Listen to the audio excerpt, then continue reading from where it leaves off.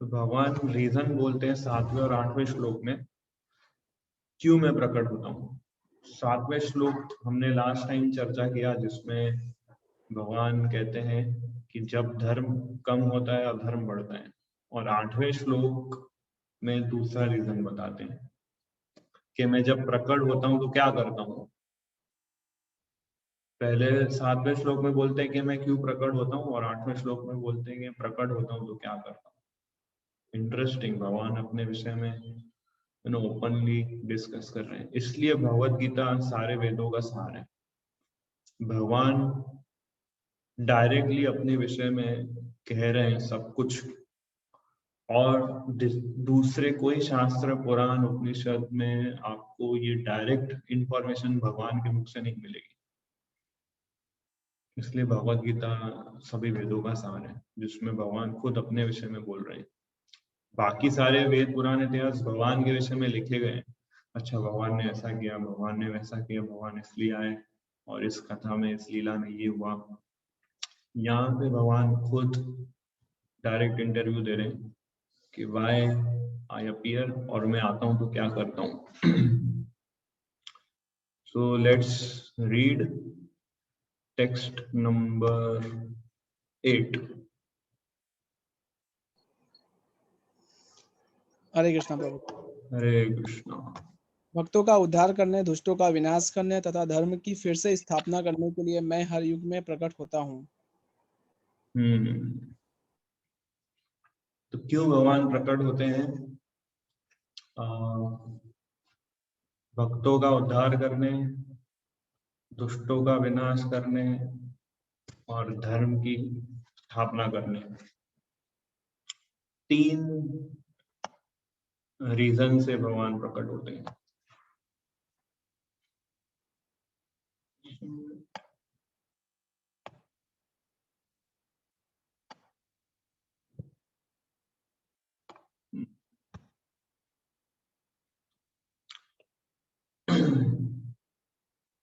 सो भगवान देखिए, दुष्टों का विनाश करना, ये इस पॉइंट पे फोकस करें अगर, तो ये कोई भगवान के लिए बहुत बड़ा पॉइंट नहीं है, दुष्टों का विनाश करना।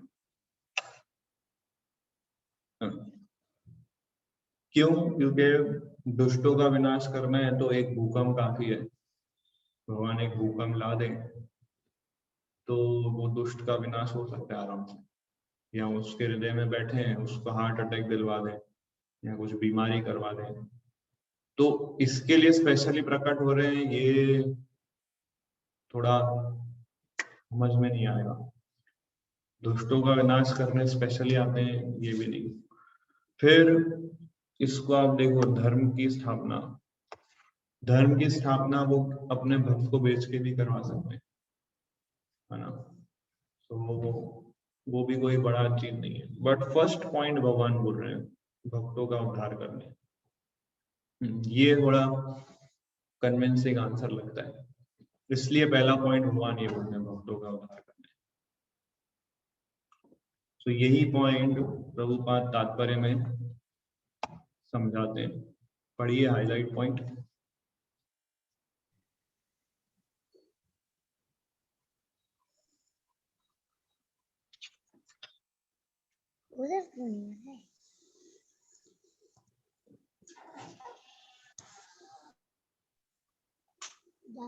प्रभु जी स्क्रीन मूव नहीं हो रही। हाँ यस। भगवान के ऐसे अनेक अनुचर हैं जो असुरों का संहार करने में सक्षम है, किंतु भगवान तो अपने उन निष्काम भक्तों को तुष्ट करने के लिए विशेष रूप से अवतार लेते हैं जो असुरों द्वारा निरंतर तंग किए जाते हैं। असुर भक्त को तंग करता है, भले ही वह उसका सगा संबंधी क्यों ना हो। यद्यपि प्रहलाद महाराज हिरण्यकशिपु के पुत्र थे, किंतु तो भी वे अपने पिता द्वारा उत्पीड़ित थे। इसी प्रकार कृष्ण की माता देवकी यद्यपि कंस की बहन थी, किंतु उन्हें तथा उनके पति वसुदेव को इसलिए दंडित किया गया था क्योंकि उनसे कृष्ण को जन्म लेना था। अतः भगवान कृष्ण मुख्यतः देवकी के उद्धार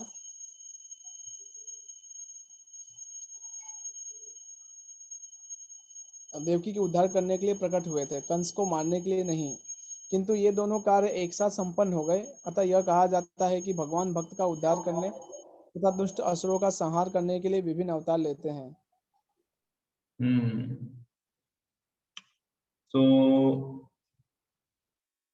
इस श्लोक में भगवान, ये प्रभुपाद इसमें बताते हैं कि भक्त लोग जो होते हैं वो भगवान की भक्ति में लगे हैं और भक्तों के अंदर ये भाव रहता है कि वो अपने भगवान का दर्शन कब करें, इसलिए भगवान अवतार लेते हैं। असुरों को नाश करने, धर्म की स्थापना करने, ये सब सेकेंडरी कारण है। मुख्य कारण है अपने भक्तों से मिलना चाहते हैं भगवान। तो हिरण्यकशिपु, जैसे प्रहलाद महाराज के लिए हिरण्यकशिपु नरसिंहदेव प्रकट हुए। तो हिरण्यकशिपु को मारना उद्देश्य नहीं था नरसिंहदेव का, प्रहलाद को खुश करने के लिए नरसिंहदेव प्रकट हुए। उसी तरह ये देवकी, जैसे प्रहलाद और हिरण्यकशिपु दोनों बाप बेटे थे, उसी तरह कंस और देवकी दोनों भाई बहन थे। तो कहते हैं कि हमारे जो सगे संबंधी होते हैं वो भी कई बार हमें परेशान करते हैं जब हम भक्ति करते हैं, जब हम माला करते हैं। तो जब प्रहलाद महाराज के साथ ऐसा होता है, देवकी के साथ ऐसा होता है, तो हम लोग के साथ क्यों नहीं होगा ऐसा? तो इसलिए जब भक्त बनते हैं हम, तब हमारे रिलेटिव्स भी धीरे धीरे हमको समझाने लगते हैं कि आप इतना भक्ति मत करो या ऐसा मत करो। उस समय हमें सेंसिटिविटी, मैच्योरिटी, पेशेंस के साथ रिलेशंस को डील करना रहता है। और ये प्रहलाद और हिरण्यकशिपु है, देवकी और कंसा, ये एकदम एक्सट्रीम केस है। ऐसा तो हमारे साथ नहीं होगा एटलीस्ट कि कोई हमको सीधा मार ही देगा, हम भक्ति करेंगे तो ऐसा। तो वो एक्सट्रीम केस इनके केस में था और इसलिए भगवान प्रकट होते हैं भक्तों की संतुष्टि के लिए। और कलियुग के अंदर जैसे भगवान कहते हैं कि युग युग में मैं प्रकट होता हूँ, है ना। कौन सा है वो, संभवामि युगे युगे, तो हर युग में मैं प्रकट होता हूँ। तो कलयुग के अंदर भी भगवान प्रकट हुए। कलयुग के अंदर भगवान कौन से रूप में प्रकट हुए हैं? श्री चैतन्य महाप्रभु के रूप में।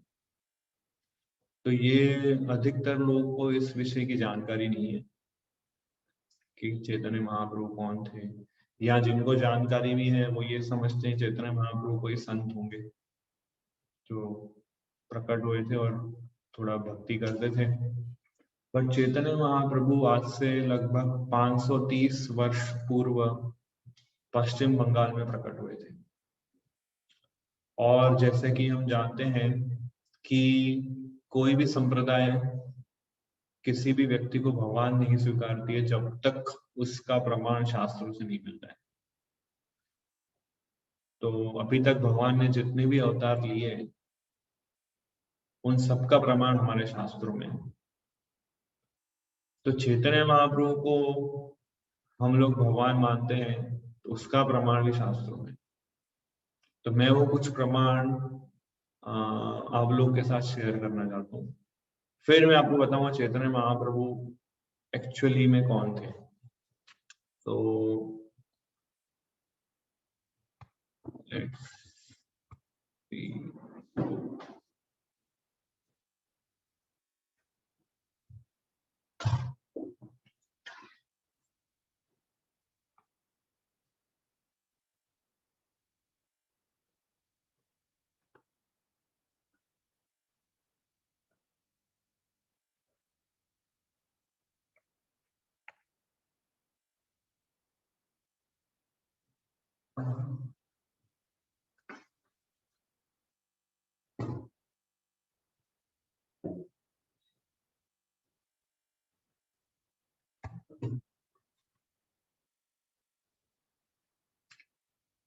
चैतन्य महाप्रभु मैं पहले बता देता हूँ कौन थे, फिर आपको अच्छे से ये समझ में आएगा। चैतन्य महाप्रभु आज से लगभग 530 वर्ष पूर्व वेस्ट बंगाल में एक सिटी है जिसको बोलते हैं मायापुर, वहां पे प्रकट हुए थे। और शास्त्र में ऐसा वर्णन है कि ये जो चैतन्य महाप्रभु हैं भक्त के रूप में आए थे, डिवोटी के रूप में। क्यों भगवान ऐसे आए थे उसका रीजन है, कई सारे रीजन है। एक मेन रीजन ये है, हम लोग भगवत गीता स्टडी कर रहे हैं, भगवत गीता के एंड में भगवान ने कहा था सर्वधर्मान् परित्याज्य माम एकम शरणं व्रज अहम त्वां सर्व पापेभ्यो मोक्षयिष्यामि मा शुचा, कि सभी धर्मों को छोड़ के मेरी शरण में आओ। ऐसा भगवान भगवत गीता में कह के चले गए। तो लोगों ने फिर प्रश्न उठाया कि ऐसे कैसे भगवान बोल सकते हैं हमको कि सब कुछ छोड़ दो और उनकी शरण में आ जाओ, ऐसे कैसे बोल सकते हैं? हाउ कैन ही डिमांड, ऐसे डिमांड कैसे कर सकते हैं हमसे सब छोड़ दो? तो भगवान ने सोचा अरे मैंने इतना clear cut instruction Bhagavad Gita में समझाया फिर भी लोग समझ नहीं पाए, फिर से मुझे आना पड़ेगा समझाने के इस इंस्ट्रक्शन का अर्थ क्या है।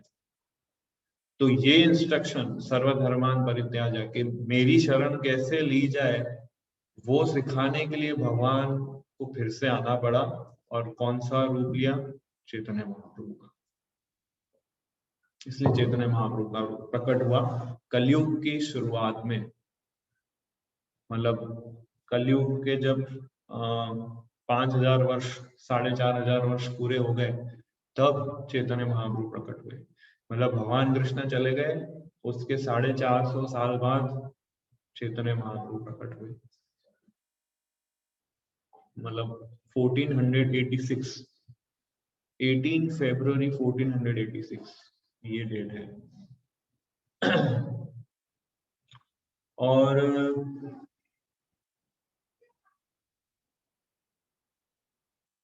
चैतन्य महाप्रभु, हमारे शास्त्रों में ये भी वर्णन है कि वो राधा और कृष्ण का कंबाइन अवतार। इंटरनली वो उनके अंदर श्रीमती राधा रानी का मूड है और एक्सटर्नली ही इज कृष्णा। अभी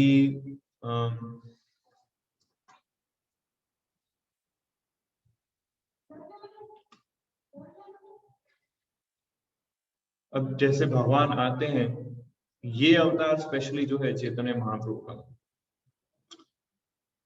भगवान सिखाना चाहते थे हमको कि मेरी भक्ति कैसे की जाए।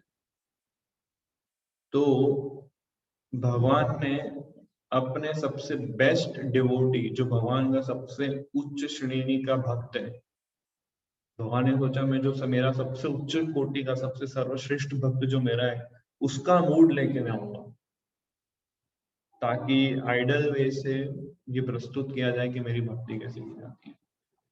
तो भगवान का जो सबसे उच्च कोटि का सर्वश्रेष्ठ भक्त जो है वो है श्रीमती राधा रानी। तो उनका मूड लेके भगवान प्रकट हुए। तीसरा रीजन ये भी है कि चैतन्य महाप्रभु क्यों आए, कि जब भक्त लोग भगवान की सेवा करते हैं तो भक्तों को बहुत आनंद मिलता है ना। आप लोग भी जब भगवान की कभी सेवा करते हो या कभी मंदिर आते हैं दर्शन करते हैं तो आपको भी आनंद मिलता है ना। तो भगवान ये सोचते हैं कि ये जानना चाहते थे कि मेरे भक्त जो है मुझे मेरी सेवा कर रहे हैं, मुझे अच्छा लगता है, पर कई बार मैं देखता हूँ कि वो लोग मेरे से ज्यादा खुश है मेरी सेवा करके। तो ऐसा क्या है मेरी सेवा में कि मुझसे ज्यादा आनंद उनको मिल रहा है। तो वो क्यूरियोसिटी को, मतलब वो चीज को जानने के लिए भगवान अपने भक्त के रूप में ही आते हैं और वो रूप होता है चैतन्य महाप्रभु। तो ये कई सारे रीजंस हैं कि क्यों चैतन्य महाप्रभु आए। और जब भगवान के अंदर ये इच्छा आई तब समय भी हो गया था उनके ये अवतार लेने का। एक और रीजन है क्यों चैतन्य महाप्रभु के रूप में आते हैं कृष्ण। तो रुक्मिणी जी एक दिन द्वारका में कृष्ण के साथ बैठे थे, तो कृष्णा रो रहे थे, he was crying। तो रुक्मिणी ने पूछा कि क्यों रो रहे हैं आप? तो कृष्णा ने कहा कि मैं उन भक्तों को याद कर रहा हूँ जो वृंदावन में रहते हैं, उन भक्तों को मैं याद करके मैं रो रहा हूँ, और मैं ये जानना चाहता हूँ कि वो मुझे क्यों इतना प्रेम करते हैं, क्या है मेरे अंदर इतना खास, मेरे अंदर इतना खास क्या है जो वो लोग मुझे इतना प्रेम करते हैं। तो वो अपनी स्वीटनेस को जानने के लिए, भगवान अपनी स्वीटनेस को जानने के लिए अपना ही उनको भक्त बनना पड़ता है। And he come as Chaitanya Mahaprabhu. तो चैतन्य महाप्रभु ने जब अवतार लिया तब उनका वो यही भाव में रहते थे कि कृष्णा कहाँ है, कब मुझे उनका दर्शन हुआ, और कृष्णा का कीर्तन करते थे, हरे कृष्ण महामंत्र का जाप करते थे, और चैंटिंग, डांसिंग, फीस्टिंग, भक्तों के संग में रहना। एग्जैक्ट उन्होंने हमें बिहेवियर बताया कि एक भक्त का मूड कैसा होना चाहिए। सो चैतन्य महाप्रभु ने जो जो एक्टिविटीज की, जो जो लीलाएं की, वो सब एक ग्रंथ में प्राप्त होती है जिसका नाम है चैतन्य चरितामृत। तो फ्यूचर में उसके भी कई सेशंस कभी हम रखेंगे अगर समय मिलेगा। तो यहाँ पे मैं आपके सामने कुछ प्रिडिक्शंस बताऊंगा, शास्त्रिक प्रूफ के why Chaitanya Mahaprabhu is God, क्योंकि ये समझना बहुत जरूरी है। अगर दूसरी एक इम्पॉर्टेंट चीज जो मैं आपको बताना चाहूंगा कि चैतन्य महाप्रभु का डिस्क्रिप्शन आपको डायरेक्टली कोई स्क्रिप्चर में नहीं मिलेगा। भगवान ने जानबूझ के अपने इस अवतार को छुपाया, अपने आप को छुपाया है। इसलिए चैतन्य महाप्रभु कई बार बोलते हैं छन्न अवतार। छन्न अवतार means hidden form, hidden incarnation. तो क्यों ऐसा? क्योंकि भगवान ये बताना नहीं चाहते थे कि चैतन्य महाप्रभु भगवान है, नहीं तो वो बताते कैसे लोगों को कि भक्ति कैसे करनी चाहिए, है ना। तो दोनों तरफ से चीजें थी। एक तरफ से भगवान नहीं चाहते थे कि चैतन्य महाप्रभु एज अ भगवान एडवर्टाइज किया जाए, और दूसरी तरफ जो उनके भक्त थे उनका प्रयास रहता था कि सबको पता चले कि चैतन्य महाप्रभु भगवान है। पर भगवान नहीं चाहते थे कि सबको पता चले कि वो भगवान है। क्यों? क्योंकि फिर उनका जो मूड था, चैतन्य महाप्रभु जिस मूड से आए थे, वो मूड उनका डिस्टर्ब हो जाता। फिर वो डिवोटी एज अ भक्त कैसे समझाते? तो उनके मूड में डिस्टर्बेंस नहीं है, इसलिए भक्तों ने भी फिर एडवर्टाइजमेंट नहीं किया कि चैतन्य महाप्रभु भगवान है उस समय। तो वो उनके मूड को असिस्ट करने के लिए आए थे सारे डिवोटीज। तो जितने भी कृष्णा के साथ वृंदावन में जो उनके पार्षद थे, जैसे गोपियां थी, कृष्णा के फ्रेंड्स थे, वो सब चैतन्य महाप्रभु के साथ प्रकट हुए थे इन मेल फॉर्म। जितनी भी गोपियां थी सब मेल फॉर्म में चैतन्य महाप्रभु के साथ प्रकट हुए थे। जितने भी कृष्णा के फ्रेंड्स थे सब प्रकट हुए चैतन्य महाप्रभु के साथ, और उन सभी ने मिलके ये सारी पास्ट टाइम्स की और चैतन्य महाप्रभु को असिस्ट किया उनके मूड के थ्रू लोगों को समझाने कि कैसे सभी धर्मों को त्याग के भगवान की शरण में लिया जाए, जो 18.66 श्लोक है वो। तो चैतन्य महाप्रभु का पूरा लाइफस्टाइल भगवद गीता के इस श्लोक को बताता है। 18वें अध्याय का 66 नंबर श्लोक का, जो सबसे प्रसिद्ध है, सर्वधर्मान परित्याज मामेकम शरणम व्रज अहं त्वां सर्वपापेभ्यो मोक्षयिष्यामि मा शुचा। ये कंक्लूजन है पूरे भगवद गीता का, 18वें अध्याय का 66 नंबर का श्लोक। आपको समय मिले तो उसको खोल के पढ़िएगा। बट सबसे इम्पोर्टेंट चीज कि चैतन्य महाप्रभु ऑर्डिनरी व्यक्ति नहीं थे, वो कोई संत नहीं थे, या कोई मैसेंजर नहीं थे, he is directly supreme personality of God.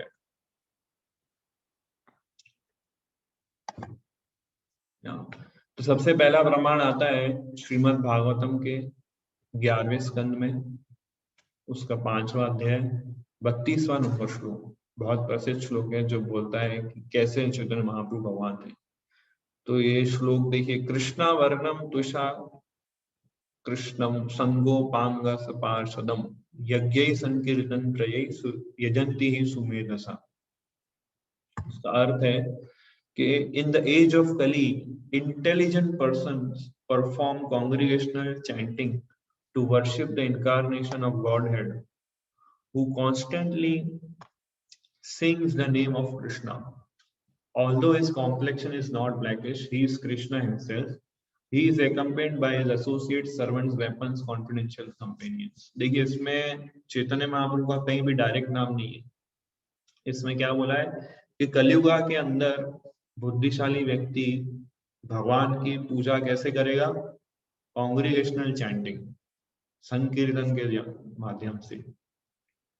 फिर वो अवतार के विषय में बताया कि वो अवतार कृष्णा की तरह ब्लैकिश नहीं होगा,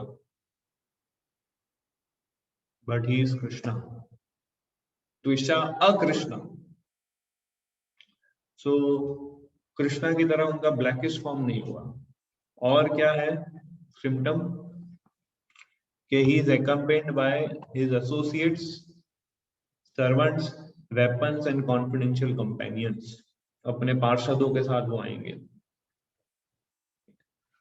तो ये हिडन नेचर है भगवान का कलियुगा के अंदर। प्रहलाद महाराज भी 7th कैंटो भागवतम में बताते हैं, छन्न कलौ यत् अभवस् त्रियुगो अथ सत्वम। In the age of Kali, however, you do not assert yourself as the supreme personality of Godhead. कि कलयुग के अंदर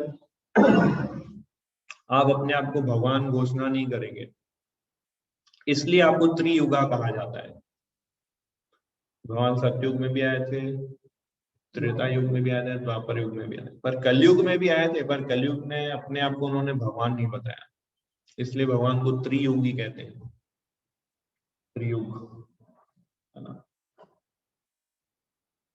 तो चैतन्य महाप्रभु का कैसा शरीर का शारीरिक रूप से वो कैसे दिखेंगे उसका डिस्क्रिप्शन है शास्त्रों के अंदर। ये चैतन्य चरितामृत में आता है, आदि लीला 3.27, शुक्ल रक्त पीत वर्ण ए तीन द्युति सत्य त्रेता कली काले धरे न श्रीपति।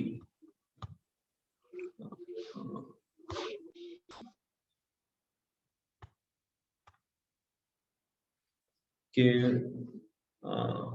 सतयुग, त्रेतायुग और कलयुग में 3 कलर भगवान ने लिए। सतयुग के अंदर व्हाइट, त्रेतायुग के अंदर रेड और कलयुग के अंदर येलो। चैतन्य महाप्रभु कौन से कलर के थे? Golden form, yellowish form. क्यों गोल्डन फॉर्म और येलोइश फॉर्म?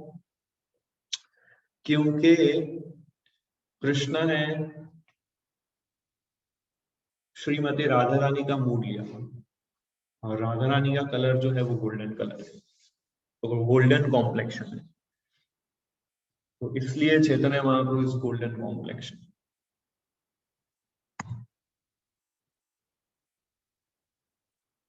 सो ये कलयुग के अंदर चैतन्य महाप्रभु ब्राह्मण के फॉर्म में आएंगे। जैसे द्वापर युग के अंदर कृष्णा वैश्य के फॉर्म में आए थे, वैश्य फॉर्म में थे ना, वैश्य गाय चराते थे वो। नंद महाराज और यशोदा वैश्य थे।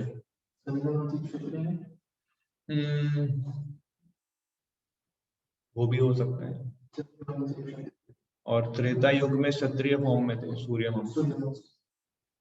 एंड कलयुग के अंदर ब्राह्मणा फॉर्म में थे चैतन्य महाप्रभु। तो इसका भी प्रेडिक्शन है आदि पुराण में और नारद पुराण में ये श्लोक आता है, अहम एव द्विज श्रेष्ठो नित्यम प्रच्छन्न विग्रह भगवत भक्त रूपेण लोकम रक्षामि सर्वदा। नारद पुराण और आदि पुराण में भगवान का कहते हैं कि मैं ब्राह्मण फॉर्म में आऊंगा और I shall hide my factual identity, मैं अपने आप को छुपा के रखूंगा, and I shall deliver all the worlds, और मैं सारी दुनिया का उद्धार करूंगा।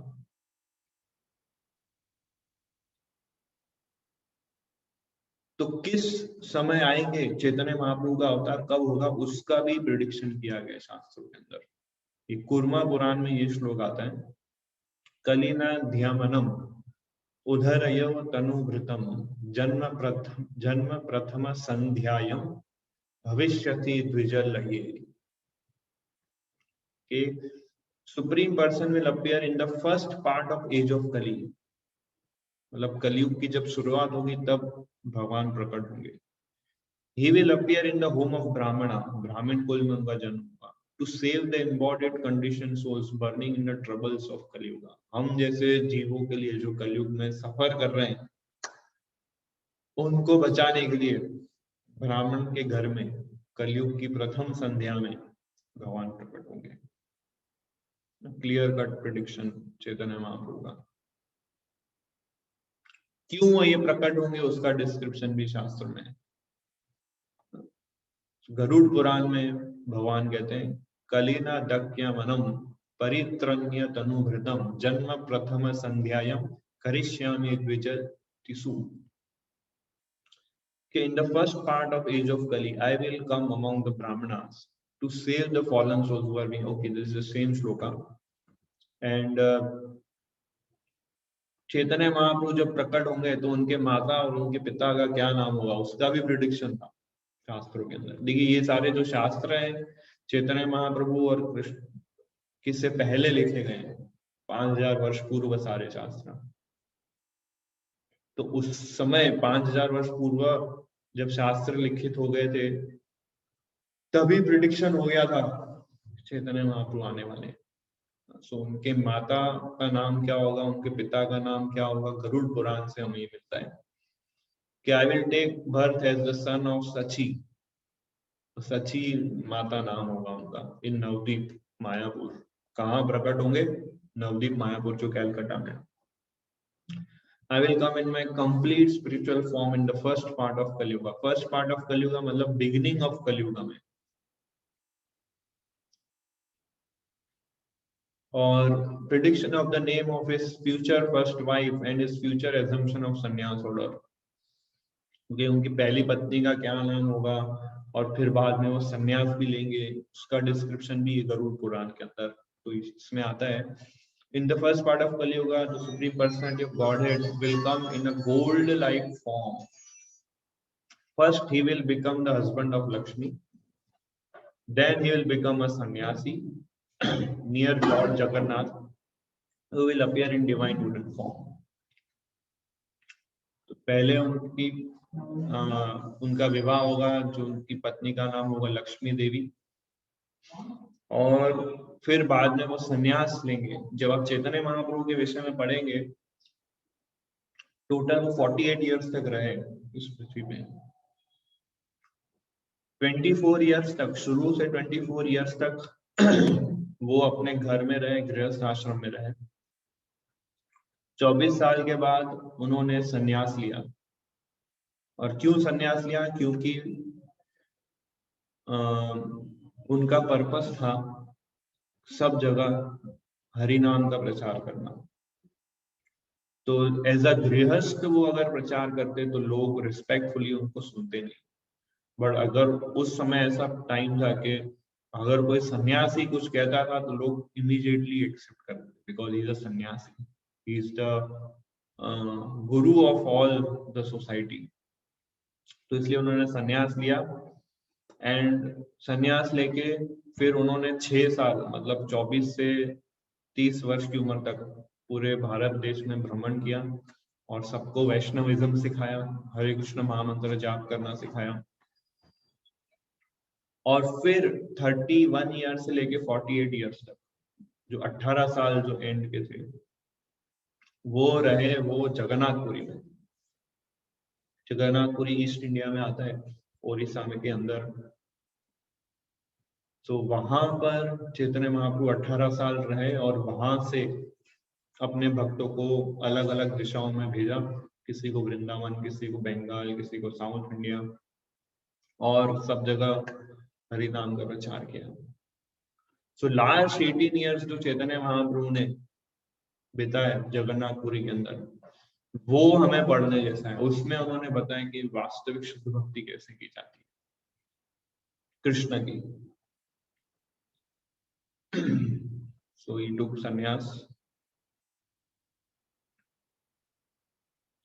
सो भगवान का कलर, बॉडी का कलर, उनका नेचर, उनके कार्य क्या होंगे, नरसिम्हा पुराण में प्राप्त होता है ना। The Supreme Personality of Godhead, who is in Satyuga, appeared as half man, half lion to cure the terrible disease that had ravaged the Daityas, and who in Treta Yuga appeared as named Ram, the person। मतलब जो व्यक्ति सतयुग में नरसिंह भगवान के रूप में आया था, और जो व्यक्ति त्रेता युग में राम भगवान के रूप में आया था, वही व्यक्ति कलयुग के अंदर चैतन्य महाप्रभु के रूप में आया। जो व्यक्ति द्वापर युग में पृथ्वी का भार को कम करने के लिए और गायों को चराने के लिए आए थे, वही कलयुग के अंदर गोल्डन फॉर्म में और ये हरे कृष्ण मंत्र का प्रचार करने के लिए आएंगे, और उनका नाम क्या होगा? His name will be Chaitanya. Clear cut description है शास्त्र में चैतन्य महाप्रभु के। तो इसलिए हम उनको भगवान मानते हैं। We cannot accept anyone without the शास्त्रिक reference। तो कई सारे ऐसे उनके predictions है, time, place, like that। so बहुत सारी चीजें का वर्णन है। predictions, mother name, nature of specific mood, सन्यासी होके क्या क्या लीला करेंगे, वो सब कुछ प्रिडिक्ट किया गया है। Golden form, full of tail, beautiful, long nails, surrounded by many saintly devotees. So ये पंच तत्व है, द मोस्ट फेमस। बीच में जो देख रहे हैं आप चैतन्य महाप्रभु है, और उनके साथ उनके सारे पार्षद जो उनको असिस्ट करते थे उनकी लीला में। चैतन्य महाप्रभु, फिर आपके लेफ्ट हैंड साइड में जो ब्लू कलर के हैं वो नित्यानंद प्रभु है, एक्सट्रीम लेफ्ट व्हाइट में अद्वैत आचार्य, आपके राइट साइड रेड में Gadadhar Pandit, and the extreme right is Shrivas Pandit. So Chaitanya Mahaprabhu and Nityananda Prabhu. जैसे चैतन्य महाप्रभु को कृष्णा कहा जाता है, ऐसे ही जो नित्यानंद प्रभु ब्लू धोती में जो आप देख रहे हैं, ही इज बलराम। तो कृष्णा बलराम जो द्वापर युग में, द्वापर युग में आए थे, राम लक्ष्मण जो त्रेता युग में आए थे, वही दो सेम पर्सनालिटी कलयुग के अंदर चैतन्य महाप्रभु और नित्यानंद प्रभु के रूप में। देखिए ऊपर जो आप देख रहे हैं picture, that is Krishna and his gopis in Dwapar Yug. The same person, same personality Kalyug में आते हैं, और जैसे द्वापर युग में भगवान कृष्ण ने रासलीला की थी, कलयुग के अंदर वही भगवान ने उन्हीं गोपियों के साथ संकीर्तन किया।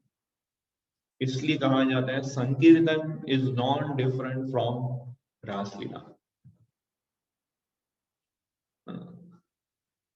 So भगवान कृष्ण की रासलीला में एंटर होना है, then the only way to enter for Kalyuga people is through संकीर्तन, no other way। कलयुग के अंदर अगर आपको कृष्णा की सबसे बेस्ट भक्ति करनी है तो आपको चैतन्य महाप्रभु के थ्रू ही जाना पड़ेगा। हम लोग डायरेक्ट कृष्णा की वर्शिप नहीं कर सकते, ये आपको डाइजेस्ट नहीं कर पाओगे अभी, but this is a fact. क्योंकि हमारे अंदर अभी इतना फेथ नहीं है कि how we accept Chaitanya Mahaprabhu as God. But जब आप जैसे जैसे उनके विषय में और पढ़ेंगे, उनके विषय में और सुनेंगे, आपका फेथ स्ट्रांग होगा, तब आप इस चीज को एक्सेप्ट कर पाओगे। बिकॉज राधा और कृष्ण की डायरेक्ट वर्शिप करना इट इज वेरी डिफिकल्ट, क्योंकि उसमें बहुत सारे अपराध होते हैं, बहुत सारे बहुत ध्यान रखना पड़ता है। और वो द्वापर युग के भगवान थे, हम लोग अभी कलयुग में हैं, बहुत सारे अपराध करते हैं, न हम शास्त्र वेद पुराण ढंग से पढ़ते हैं, न संस्कृत का नॉलेज है। So it becomes very difficult to worship Radha and Krishna directly. इसलिए भगवान आए चैतन्य महाप्रभु के रूप में। जैसे कलयुग का वर्जन कलयुग के लिए, कलयुग के लोगों के लिए प्रॉपरली कंपैटिबल जो भगवान है वो चैतन्य महाप्रभु है। उनके थ्रू ही सारी मर्सी आपको मिलेगी कृष्ण की और राधा रानी की। So is the latest incarnation. Prediction that Supreme Lord will leave Goloka and come in a golden form. Golok धाम से आए चैतन्य महाप्रभु, उसका भी प्रिडिक्शन है कि गोलोक धाम वृंदावन, जो आध्यात्मिक जगत में जो सबसे टॉप मोस्ट प्लैनेट है, उसको गोलोक धाम बोलते हैं। He will come in form of Chaitanya Mahaprabhu in golden form. तो मार्कंडेय पुराण में इसका डिस्क्रिप्शन है। In Kalyuga, I will leave Goloka, and to save the people of the world, I will become the handsome and playful Lord Gauranga. So Chaitanya Mahaprabhu का दूसरा नाम है गौरांगा। गौर मतलब golden, अंग का मतलब है बॉडीली लिम्स। तो जिनके गोल्डन बॉडी लिम्स हैं उनको बोलते हैं गौरांगा। तो ये चांद गाजरी वाली कथा है, बहुत बड़ी है, will not discuss. Prediction of one of the purpose of Chaitanya appearance, कि क्यों भगवान चैतन्य महाप्रभु के रूप में आएंगे, उसका एक पर्पस अभी प्रिडिक्शन है। वराह पुराण में इसका डिस्क्रिप्शन आता है। I shall come as the best of Brahmanas. I will exhibit many pastime in form of a devotee. I shall deliver the people of the world.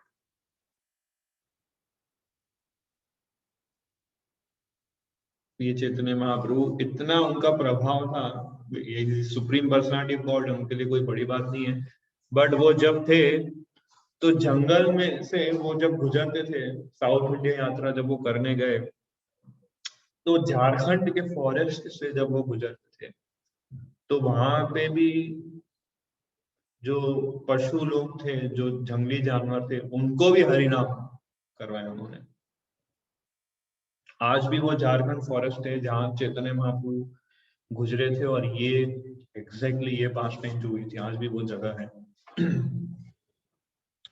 तो उस समय के जो आप देख रहे हैं, tigers and elephants and peacocks and deers, monkeys, इन सबको भी हरिनाम करवाया है ना। सो इतना मर्सीफुल इनकार्नेशन है, मतलब और कोई अवतार में भगवान ने कभी ऐसा एक्टिविटी नहीं किया, इतना बड़ा डिस्काउंट कोई अवतार में नहीं दिया भगवान ने।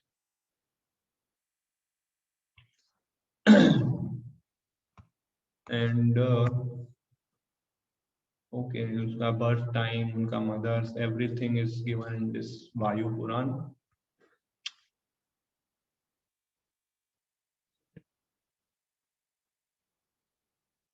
सो चैतन्य महाप्रभु जब थे तब इस प्रकार से वो रथ यात्रा भी करते थे, सिखाया कि डिवोटीज को किस भाव से भगवान को पूजना चाहिए। तो रथ यात्रा में ऐसे वो डांस करते थे। फॉर्चुनेटली हम लोग बिल्कुल सही टाइम पर ये टॉपिक ले रहे हैं, क्योंकि 28 मार्च, इस साल की जो 28 मार्च है, that is the exact time when Chaitanya Mahaprabhu appeared. तो इस्कॉन में ये बहुत बड़ा फेस्टिवल मनाते हैं पूरे विश्व में। मायापुर में खास इसका होता है। पूरे वर्ल्ड के मैक्सिमम डिवोटीज इस टाइम पे मायापुर धाम जाते हैं। वहां पे पूरा 1 महीने का फेस्टिवल उत्सव होता है, जो 8 मार्च से शुरू हुआ है और ये 28 मार्च तक चलेगा। और बहुत सारी अलग अलग एक्टिविटीज होती है। मोर देन 8 से 10 हजार भक्त लोग आते हैं पूरे विश्व से, मोर देन 192 कंट्रीज से उस जगह पर every year on this time. और अलग अलग कथाएं, सेमिनार्स और एक्टिविटीज, परिक्रमा, कीर्तन, ये सारी चीजें होती हैं, अभिषेक, आरती, प्रसादम। सो कई बार कभी हमें समय मिलेगा हम लोग जाएंगे साथ में। तो Chaitanya Mahaprabhu is a special incarnation, special mercy देते हैं। चैतन्य महाप्रभु कभी भी, एक्चुअली ये ऐसा अवतार है भगवान का, सिर्फ यही एक ऐसा अवतार है भगवान का जो कोई अपराध एक्सेप्ट नहीं करता है, जो कोई पाप एक्सेप्ट नहीं करता है। कहा जाता है ऐसा कि जितना इनके प्रति अपराध करोगे उतना आपका भक्ति में एडवांसमेंट होगा। तो ये ऐसे अवतार है कि हमारे सारे अपराध और पाप को साइड में कर देते हैं और हमको भक्ति प्रदान करते हैं। कलियुगा के लिए स्पेशल डिस्काउंट ऑफर लेके आए Chaitanya Mahaprabhu. It's very very auspicious incarnation. Hello Prabhu ji, Hare Krishna. Hare Krishna. Hello. Yes, और वो एक बार रिपीट कीजिए, क्या आपने लास्ट लाइन बोली वो एक बार रिपीट कीजिएगा। चैतन्य महाप्रभु इतने मर्सीफुल अवतार है कि वो कोई अपराध स्वीकारते नहीं है, वो कोई अपराध स्वीकारते नहीं है। आपको सामने से भक्ति प्रोवाइड करेंगे वो कृष्ण की। So it is very merciful incarnation. हम लोग सोच नहीं सकते उतने मर्सीफुल है Chaitanya Mahaprabhu, like that. Okay, thank you प्रभु।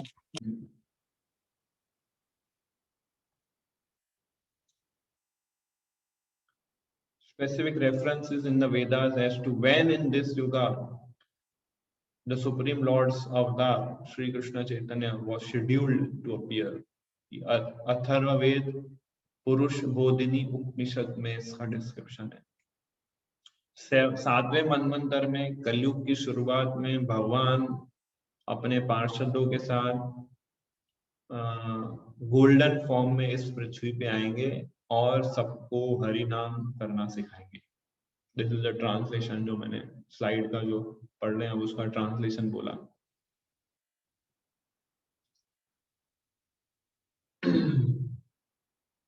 अथर्ववेद में एग्जैक्टली बताया गया है कि कलयुगा में कब आएंगे। I will descend on earth after the passage of 4000 years in Kalyuga and before the passage of 5000 years. मतलब कलयुग के जब 4500 वर्ष पूरे होंगे तब चैतन्य महाप्रभु प्रकट होंगे। I will come on earth on the bank of Ganga, मतलब गंगा किनारे। मायापुर में आज भी वो जगह है, वो स्थली है जहां पे चैतन्य महाप्रभु प्रकट हुए थे। चैतन्य महाप्रभु प्रकट हुए थे एक नीम के पेड़ के नीचे, मायापुर धाम के अंदर नीम के पेड़ के नीचे, और गंगा के तट पे प्रकट हुए थे। क्योंकि उनका जन्म नीम के पेड़ के नीचे हुआ था इसलिए उनका एक नाम पड़ा निमाई। निमाई उनका नाम था एक। और उनके कई सारे दूसरे नाम थे। एक नाम उनका हुआ विश्वंभर, जो पूरे विश्व को धारेंगे, विश्वंभर। गौरांगा महाप्रभु नाम है, चैतन्य महाप्रभु नाम है, लाइक दैट। संन्यास लेंगे वो उसका डिस्क्रिप्शन है। As a devotee I will be a devotee practicing bhakti yoga. I will taste the rasa of my own devotional service. मैं अपनी खुद की भक्ति का रस आस्वादन करूंगा। कृष्णा अपनी भक्ति को टेस्ट करने के लिए चैतन्य महाप्रभु के रूप में है। मतलब Chaitanya Mahaprabhu is not different from Krishna. Krishna is Chaitanya Mahaprabhu and Chaitanya Mahaprabhu is Krishna. हमें डिफरेंस नहीं देखना है। तो इट इज लाइक दैट। ये ग्रेजुअली हम समझेंगे। सो इन दिस वे ये सारी डिस्क्रिप्शन इसमें बताए। सो हम लोग रीड कर रहे थे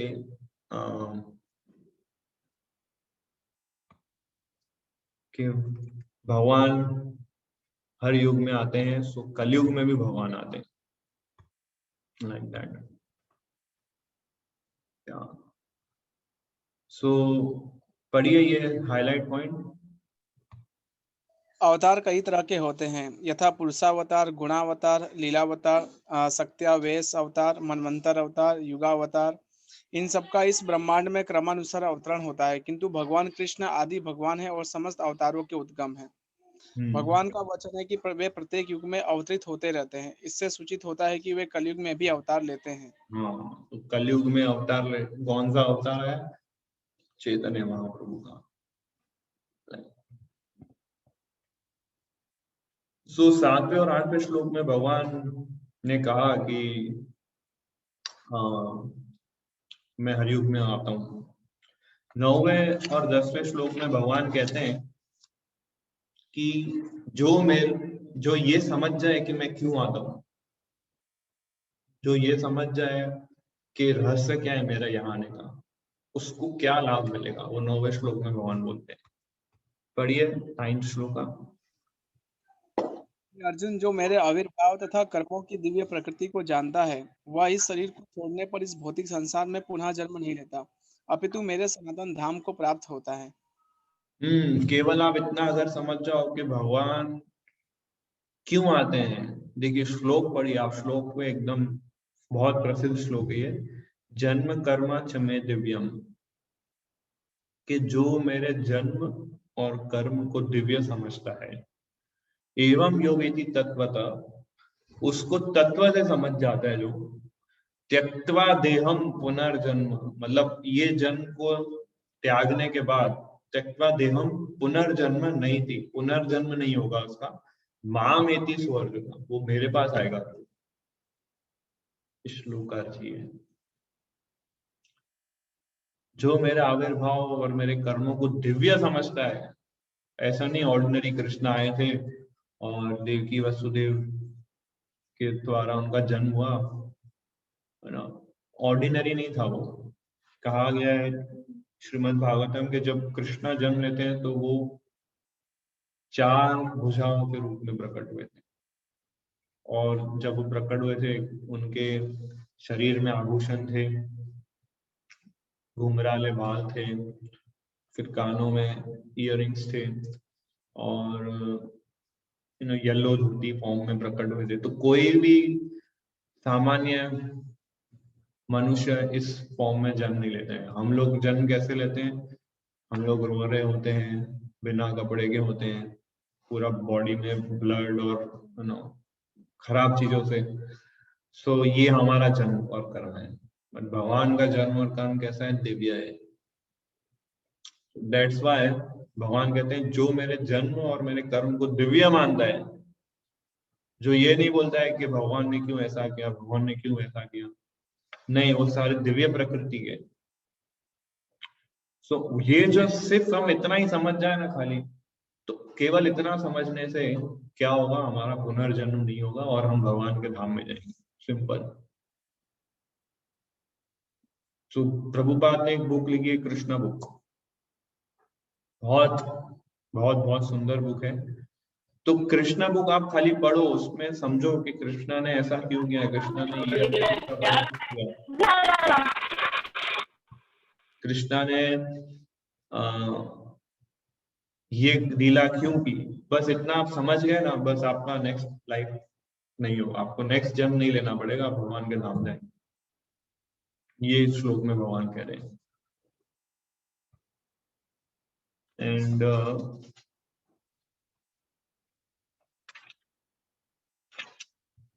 पढ़िए इसका हाईलाइट। जो मनुष्य भगवान के आविर्भाव के सत्य को समझ लेता है, वह इस भवबंधन से मुक्त हो जाता है और इस शरीर को छोड़ते ही वह तुरंत भगवान के धाम को लौट जाता है। भवबंधन से जीव की ऐसी मुक्ति सरल नहीं है। तो मतलब मुक्ति प्राप्त करना इतनी सरल बात नहीं है, पर भगवान इस श्लोक में क्या बोल रहे हैं कि आप खाली मेरे जन्म कर्म को समझ जाओ, बस आपकी मुक्ति मिल जाएगी। क्योंकि मुक्ति प्राप्त करने के लिए जो दूसरे लोग जो है, जो भगवान के भक्त नहीं है, वो लोग कितनी बड़ी बड़ी कठिन तपस्याएं करते हैं, कितना बड़ा बड़ा ध्यान करते हैं, कितने सारे नियमों का पालन करते हैं, और बहुत कुछ करते हैं, मतलब हम इमेजिन नहीं कर सकते। पर वो मुक्ति इजीली हमें प्राप्त हो जाती है केवल ये श्लोक का फॉलो करने से। सो जैसे मायावाद होते हैं, जो ये मायावाद मतलब वो लोग जो ये समझते हैं कि भगवान का रूप आकार जो है वो हमारी तरह है। जैसे हमारा शरीर का रूप जो आकार है टेम्पररी है, ऐसे भगवान का भी रूप और आकार टेम्पररी है। और भगवान का शरीर जो है वो भी माया का बना हुआ है। भगवान का शरीर जो है वो भी 3 गुणों से बंधा हुआ है। भगवान के शरीर को भी कष्ट होता है।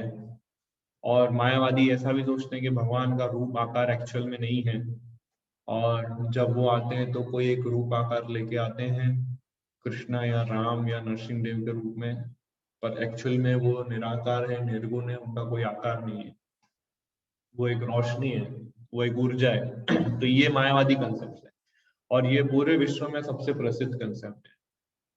आप किसी को भी पूछो भगवान कौन है, इजीली बोल देंगे भगवान एक एनर्जी है, भगवान एक रोशनी है, भगवान एक लाइट है जिसपे हमें ध्यान करना है और हमें उसमें लीन हो जाना है, हम भी भगवान बन जाएंगे फिर। ये मायावाद कंसेप्ट।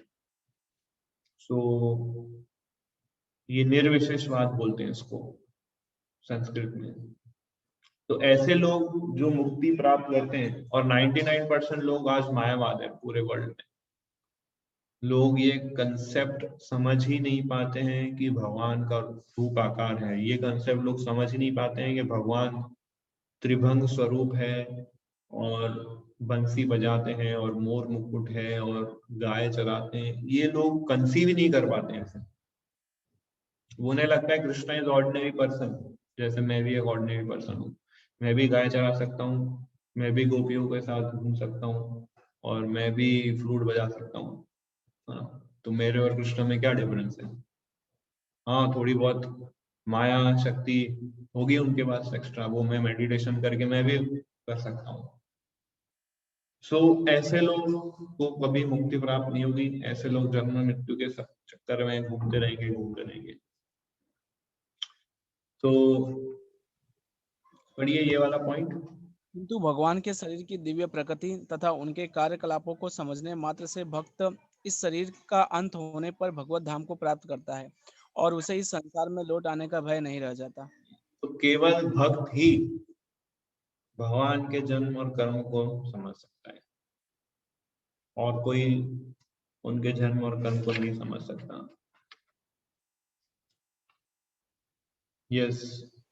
यद्यपि भगवान के अनेक दिव्य रूप हैं, किंतु फिर भी वे अद्वय भगवान हैं। इस तथ्य को विश्वासपूर्वक समझना चाहिए।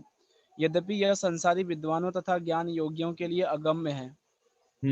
तो हमें ये समझना चाहिए कि भगवान के अनेक दिव्य रूप हैं, फिर भी वो अद्वय भगवान है। मतलब भगवान एक है और उनके अवतार भी है, वो अनेक भी है और एक भी है, दोनों। Krishna is one also and Krishna is many also. तो ये कंसीव हम अपने भौतिक बुद्धि से कंसीव नहीं कर पाएंगे। We can not understand with our tiny brain. अपने टाइनी ब्रेन से हम ये कंसेप्ट नहीं समझ, इसलिए भगवान इनकंसीवेबल है, अचिंत्य है। अचिंत्य मतलब कि जिसको हम अपने मन और बुद्धि से नहीं समझ सकते, वो भगवान है।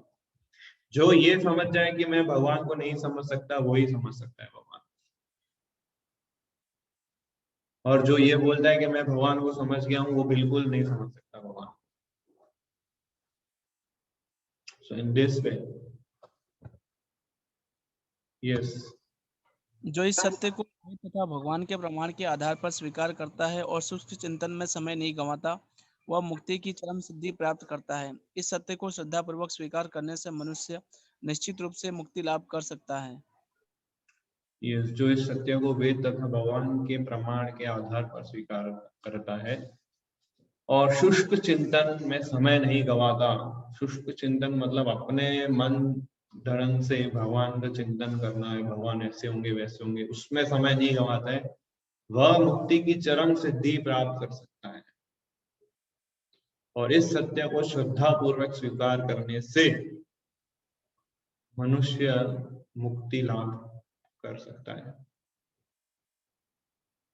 क्लियर ये भगवत गीता का इंस्ट्रक्शन है।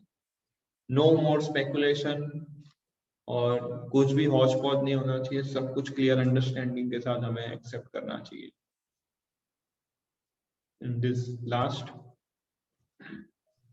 इसका कोई विकल्प नहीं इसका कोई विकल्प नहीं है का अर्थ यही है कि जो श्री कृष्ण को श्री भगवान के रूप में नहीं मानता वह अवश्य ही तमोगुणी है और मधुपात्र को केवल बाहर से चाट कर या भगवत गीता की विद्वतापूर्ण संसारी विवेचना करके मोक्ष प्राप्त नहीं कर सकता। ऐसे शुष्क दार्शनिक भौतिक जगत में महत्वपूर्ण भूमिका निभाने वाले हो सकते हैं किंतु वे मुक्ति के अधिकारी नहीं होते। ऐसे अभिमानी संसारी विद्वानों को भगवत भक्त की अहेतुकी की कृपा की प्रतीक्षा करनी पड़ती है। राइट। तो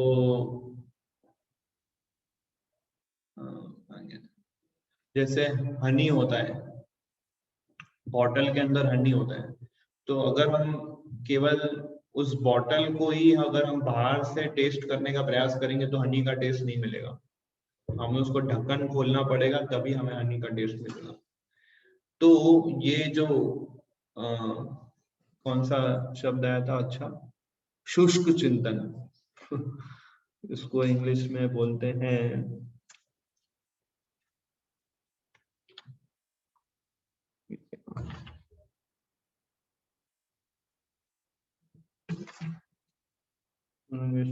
स्पेक्यूलेशन, फिलोसॉफिकल स्पेक्यूलेशन। तो ये जो फिलोसॉफिकल स्पेक्यूलेशन करते हैं, जो चिंतन मनन करते हैं, वो क्या कर रहे हैं, शहद को बॉटल से टेस्ट कर रहे हैं बाहर से। पर भक्त लोगों के पास ही ये एक ऑप्शन है कि वो ढक्कन खोल सकते हैं और असली हनी को टेस्ट कर सकते हैं। तो ढक्कन खोलने का जो प्रोसेस है वो केवल भक्तों को ही पता है और उसको भक्ति योगा बोलते हैं, तो ही वो कृष्णा के टेस्ट को स्वीकार कर सकते हैं। तब तक ऐसे शुष्क चिंतन को का उद्धार करना है अगर हमें, तो उनको क्या करने, उनके लिए क्या ऑप्शन बताए कि अहेतु की कृपा की प्रतीक्षा करनी पड़ती है, भगवत भक्त की अहेतु की कृपा,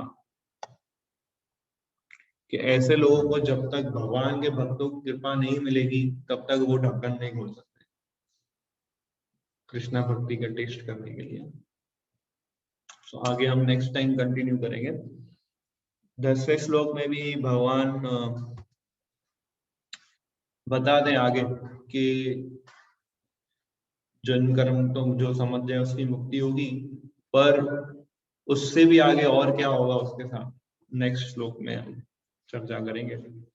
सो किसी का कोई क्वेश्चन हो, कमेंट, सजेशन पूछ सकते हैं। हरे कृष्णा प्रभु जी। हरे कृष्णा। हाँ, एक्चुअली लास्ट 2 दिन पहले ही मेरी वाइफ ने ऐसा क्वेश्चन किया। उन्होंने भी भगवत गीता पढ़ी हुई है और समझी थी। मैं भी आपके प्रवचन पर करता हूँ और भगवत गीता पढ़ता हूँ और समझता हूँ, पर उन्होंने मुझे एक क्वेश्चन किया कि समझ लो कि ये सब कुछ हम मान ले कि सब कुछ भगवान करते हैं, सब कुछ भगवान है, मतलब सब है, पॉसिबल है, बराबर, पर उनका ये क्वेश्चन मैं नहीं दे पाया। उन्होंने बोला कि भगवान मतलब जब कुछ नहीं था, मतलब कुछ नहीं था जब, तब उन्होंने पहली आत्मा बनाई, तो बनाई क्यों? और दूसरी चीज समझ लो कि जो आत्मा बनाई तो उनको पर्टिकुलर समझ लो कि इस संसार में क्यों भेजा और उन्होंने स्टार्ट ही क्यों किया? ये वंस अगेन उन्होंने मुझे क्वेश्चन पूछा। आपकी वाइफ आई है क्या ऑनलाइन? हाँ, आपकी वाइफ ऑनलाइन आई है क्या अभी? नहीं, मैं एक्चुअली ऑफिस पे हूँ। Okay okay. मतलब तो वो ऐसा कहना चाहते हैं, ये क्वेश्चन है ऐसा, मतलब वो ऐसा कहना चाहते हैं कि लाइक समझ लो कि त्रिदेव थे, बराबर, तो त्रिदेव तक ही क्यों सीमित ना रहे और उन्होंने क्यों संसार का त्रिदेव कौन है? आप बोलो प्रभु जी। नहीं, त्रिदेव आप बोल रहे हो, स्टार्टिंग में त्रिदेव था, कौन त्रिदेव मतलब? ब्रह्मा विष्णु महेश। Okay okay, Brahma Vishnu Mahesh. हाँ, तो स्टार्टिंग में आप क्या बोल रहे हो, ब्रह्मा विष्णु महेश थे, यस, फिर? तो ब्रह्मा विष्णु महेश थे, तो मतलब उन्होंने ब्रह्मांड मतलब ये पृथ्वी का सर्जन क्यों किया? अगर लोगों को समझ लो कि इधर आके समझ लो कि यही करना है, क्योंकि देखो मैं ऐसे ही कैलकुलेशन लगाता हूँ कि एक आत्मा है उस वो पहले 100 में से 100 मार्क्स थे उनके, मुझे प्लीज इनमें से कंफ्यूजन से आप दूर करो आज। 100 में से उनके 100% थे, मतलब वो शुद्ध आत्मा है, बराबर। वो उसके बाद पृथ्वी, उसको थोड़ी भौतिक इच्छा हुई, वो इसलिए भगवान ने उसको पृथ्वी पर भेजा।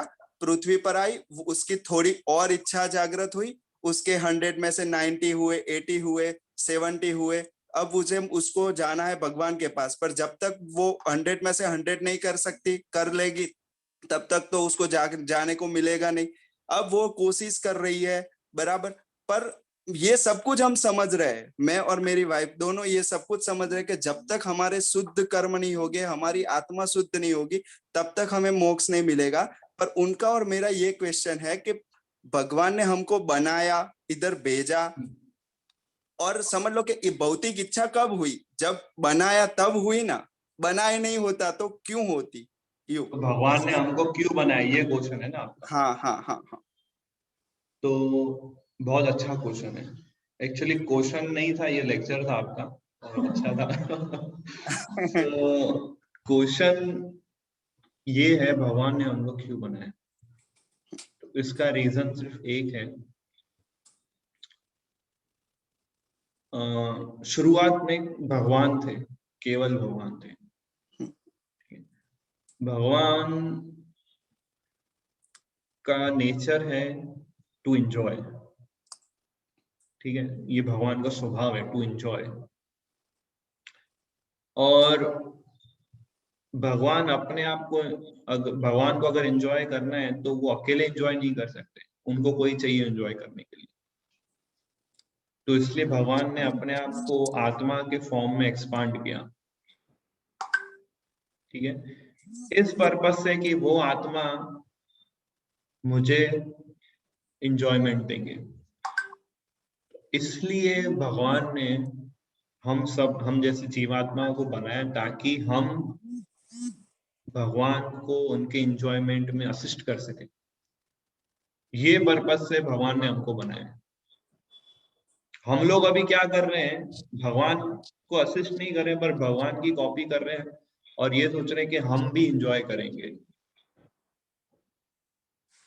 तो अभी हम लोग यहाँ पर आए हैं, और क्यों फंसे? क्योंकि हम भगवान को असिस्ट नहीं कर रहे एंजॉयमेंट के लिए, हम अपना खुद एंजॉयमेंट करने का प्लान बना दें कि मैं इतने साल बाद ये करूंगा, उतने साल बाद ये करूंगा, फिर बड़ा बंगला लूंगा, बड़ा गाड़ी लूंगा, फिर शादी करूंगा और फैमिली बनाऊंगा और बच्चों को लंदन भेजूंगा और उनकी फिर शादी कराऊंगा। सब हमारे एंजॉयमेंट के लिए हम प्लान कर रहे हैं। सो इसलिए फिर हमको परेशानी और कष्ट भुगतना पड़ता है, क्योंकि हमें बनाने का उद्देश्य क्या है? भगवान ने किस उद्देश्य से हमको बनाया? कि हम भगवान को असिस्ट कर सके उनके एंजॉयमेंट में, और जो ऐसा कार्य करते हैं वो भगवान के साथ भगवान के धाम में रहते हैं, और जो ये कार्य नहीं कर रहे हैं भगवान उनको यहाँ भेजते हैं। ठीक है, आपको एंजॉय करना है तो मेरे धाम में तो रूल है कि मेरे को आपको असिस्ट करना है, पर आप नहीं कर सकते तो मैं आपको फोर्स नहीं करूंगा, मैं आपको ऐसी जगह पे भेजूंगा जहां आप अपने आप को एंजॉयर मान सको। तो उन्होंने ये वर्ल्ड बनाया ताकि हम अपने एंजॉयमेंट को शेप दे सके, इसलिए हम यहाँ आए। समझे आप विजय प्रभु? हाँ जरूर जरूर जरूर। तो ये आंसर है आपके प्रश्न का। ठीक है, मुझे 1 मिनट सिर्फ ये जो भी ब्रह्मांड का सर्जन और उसके बारे में आप समझा सकोगे? 1 मिनट? 1 मिनट में तो नहीं समझा पाऊंगा, लंबा है ये, पर इस आज के टॉपिक से रिलेटेड नहीं है ये प्रश्न, मेन वो है हाँ चीज। हाँ हाँ, वो बात सही है, वो तो बात वो सही। हम नेक्स्ट टाइम फिर कभी आप तो आप अभी जो भगवान के स्वरूप के रिगार्डिंग समझा रहे थे ना, यस कि जो लोग मतलब बुद्धिमान नहीं है, वो लोग जो ऊर्जा और वो मान रहे हैं भगवान को और वो, तो उसके रिगार्डिंग आप मुझे एक थोड़ा डिस्क्राइब करके समझा दो क्या प्लीज। क्या समझना है उसमें? यही कि भगवान का स्वरूप किस तरीके का होगा, और भगवान मतलब का स्वरूप है ओरिजिनल कृष्णा फॉर्म, जैसे मैंने बताया, त्रिभंग स्वरूप, हाथ में वेणु गदा। है मतलब फ्लूट है, हम्म। और सर पे मोर मुकुट है, और गाय चराते हैं, है ना, is Okay. The original Krishna. Okay. Yes. मैं मतलब ऐसा नहीं है कि मैं सीरियसली के समझ लो कि भगवत गीता भगवान में मतलब मतलब घुसता ही जा रहा हूँ बहुत डीप लेवल तक, उनको फील भी थोड़ा थोड़ा मतलब 0.0000001, मतलब वो तो बहुत बहुत मतलब हम तो तुच्छ से भी तुच्छ है, वो तो मैं मानता हूँ खुद को बराबर, पर समझ लो कि मैं फील कर रहा हूँ, पर ये क्वेश्चन हुआ था तो आपसे बस पूछा। यस यस, नहीं अच्छा क्वेश्चन है, पर सिर्फ एक ही दिक्कत है, आपके क्वेश्चन लेक्चर में कन्वर्ट हो जाते हैं, तो पॉइंट अच्छे रखते हो आप, पर क्वेश्चन और लेक्चर। नहीं कोई नहीं, really sorry, no next no से ऐसा नहीं प्रॉब्लम। करना। अच्छा है, काफी और लोग को भी सीखने मिलता है आपके क्वेश्चन से। ना प्रभु जी, इधर मेरे वहां जो आते हैं उनको मैं गीता मतलब ऐसे कम से कम 4 और लड़के आप भी हरे जो, कृष्ण महामंत्र का जाप करते हैं? हाँ जरूर, नहीं नहीं, करते हैं कि नहीं वो भी? हाँ करता हूँ ना, कितनी माला करते हैं आप रेगुलर? एक एक वेरी गुड, तो बढ़ाइए उसको। जरूर हाँ, क्योंकि उसको जरूर बढ़ाते हैं तो भगवान कृष्ण को एंजॉय करने में और मिलता है। और मिलता है, तो हम जरूर क्यों आए हैं? भगवान को एंजॉयमेंट देने के लिए। एंजॉयमेंट देने। तो आप ज्यादा पर माला करेंगे तो ये भगवान नहीं, को ये और कर नहीं enjoyment पा, मिलेगा। ये नहीं कर पाता इसीलिए है ना मेरी, आप इस दुनिया में इसलिए हो ऐसा। नहीं मैं ये नहीं कर पाता ना दूसरी माला, और वो इसलिए मैं कम से कम कॉल या कॉल पे हो या कोई भी मिलता है तो बस हरे कृष्णा बोलते ही रहते, तो क्या है कि ऑटोमेटिकली वो, नहीं नहीं, प्रॉपर सिस्टम से आपको भगवान ने हाँ हाँ क्लियर कट जरूर बताया है कि जरूर माला टाइम जरूर में जब करना चाहिए, तो वो आप कीजिए। जरूर जरूर जरूर तब जरूर। तक आपको सिर्फ थियरी लगेगी, प्रैक्टिकल रियलाइजेशन नहीं होगा। फिर ठीक है बाद प्रभु। में 3-4 लेक्चर के बाद फिर से घूम के इसी प्रकार का प्रश्न आएगा आपके मन में, तो वो रियलाइजेशन करने के लिए आपको चैंटिंग करना पड़ेगा, जो चैतन्य महाप्रभु ने हमको सिखाया है। जरूर।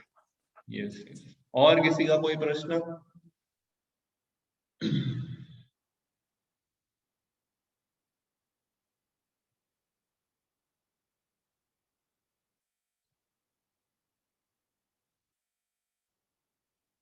Any questions?